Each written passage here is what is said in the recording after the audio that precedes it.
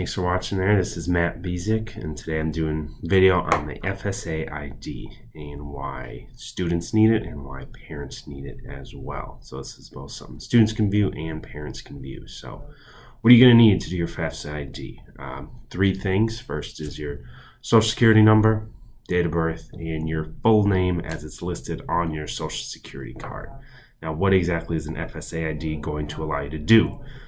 For starters, it's going to allow you to complete the FAFSA. This is a separate step from the FAFSA. It's kind of a two-step process. FSA ID first, then FAFSA.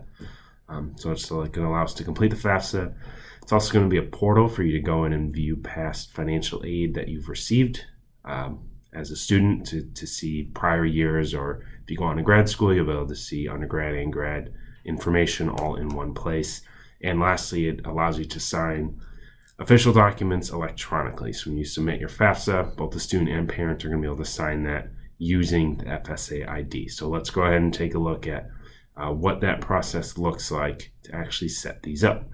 So first things first, we're going to go ahead and just search for FSA ID. This is probably the easiest thing. You can also go to fsaid.ed.gov.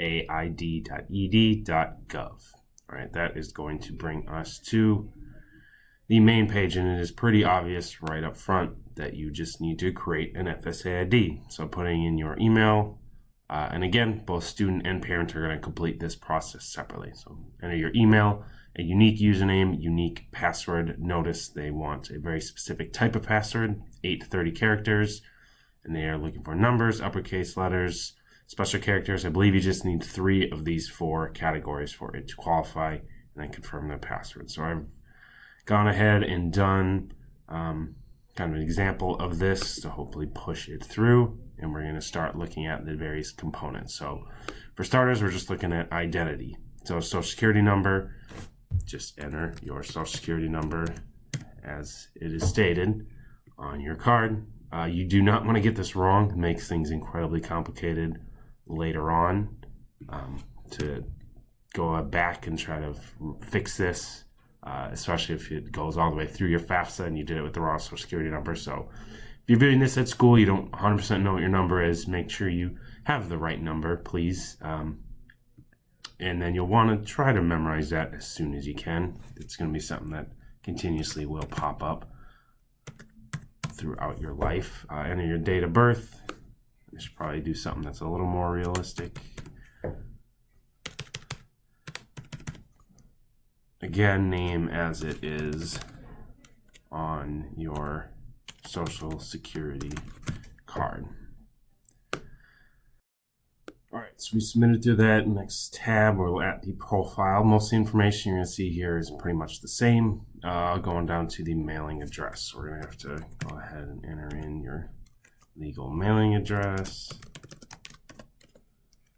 So the next section we come to is just the challenge question portion. So you'll see there'll be kind of 3 different components to this. The first 2, you're going to just select one of kind of the standard things that you see in most kind of challenge question things. You know, you pick one of the options that they give you, and then the next 2 you kind of get to create your own. So regardless of whatever you make this, you just want to make sure it's going to be an answer you can remember. Why we're doing these is if you forget your username, you forget your password for your FSA ID, it's a fairly easy process to kind of look it up and to see what your username is, or to change your passwords, you can log back in to use this. So we'll just go ahead and create these and continue on. I think I'm just going to fast forward through this section so you don't just have to watch me typing. So I went ahead and just plugged in those kind of make your own challenge questions with a couple answers. And then the last section in here, you will see the type of significant date in your life. You will not be able to use your birthday as the person entering this, whether it's a student or a parent. Can't use your own birthday. You need to find something else, probably another birthday, important day in your life, regardless of what it is. Just make sure it's something you can remember. And with all of these, all the answers, all the challenge questions, your username, your password, put this somewhere where you're not going to lose it, whether that's writing it down and keeping it somewhere in your home. If you trust your phone, you have somewhere safe to put it on your phone, put this information there so that you always have access to the answers that you have down, because you will need to continually access this FSA ID before college, during college, you apply for FAFSA every single year. So you're always going to have to go back in and get access to this information. So you just kind of review the information you've entered in through the identity profile tabs. You just certify everything's correct, continue, and that is that. I'm not going to do that because I forged all the information here. When you get to the last page after you hit continue, it will give you a congratulations, your account has been created. You will have to wait 2 to 3 days for certification on the account.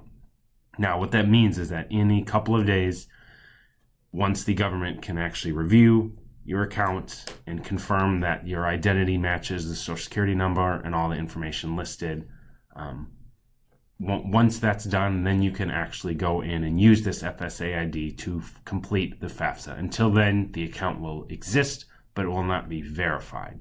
So you've done the FSA ID.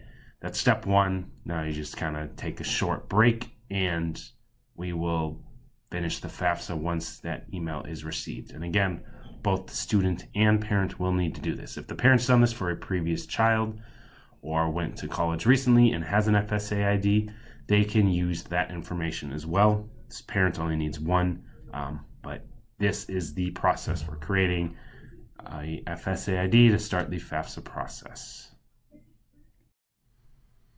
All right, so just to reiterate, we've done part one, the two-step process for the FAFSA. Once the student and parent has the FSA ID, you kind of have the information you need to start the account and go in and sign the FAFSA once it's completed, but you still actually need to go through the process of completing the FAFSA. That'll be in a separate video altogether. Hopefully you can watch that one too. As always, if you have any questions, just contact me, email, phone, run into me in school, whatever it needs to be. I'm here to help you.